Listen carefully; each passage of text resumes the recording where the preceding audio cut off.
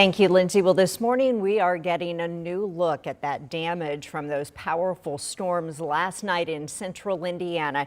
You can see here this former school building, now an administrative office for Frankton-Lapel, really just in pieces. You can see right into the building. Yeah, it's those heavy winds that nearly brought down the structure, leaving just the frame of the building. And bricks and other pieces now scattered. That's where we find Lauren Kostick this morning. Man, it's tough to see a lot of that damage in this area, Lauren. Good morning.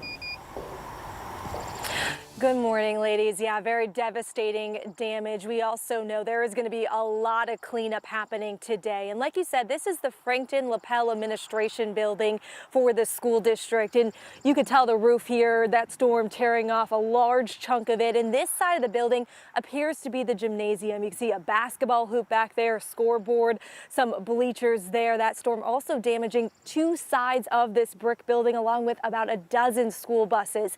And this storm rolled in late last night. We have some video from earlier this morning.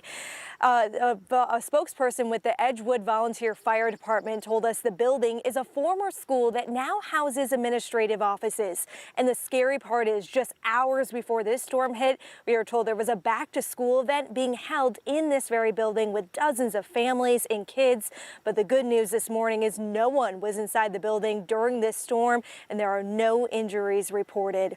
As for what happened, we are told representatives with the National Weather Service will be out here later today to examine the damage and determine if it was caused by a tornado or straight line winds. So a lot of questions tonight or this morning, and we're also expecting to have school leaders show up later this morning to give us a better idea of the impact this damage will have and also next steps, because ladies, we know back to school, the first day of school for this small district is happening next Wednesday. Yeah, we know that students wouldn't have been there, heading back to school, but a lot of the planning and the office work that happens there, we'll see. Thank you, Lauren. We'll check back in with you soon.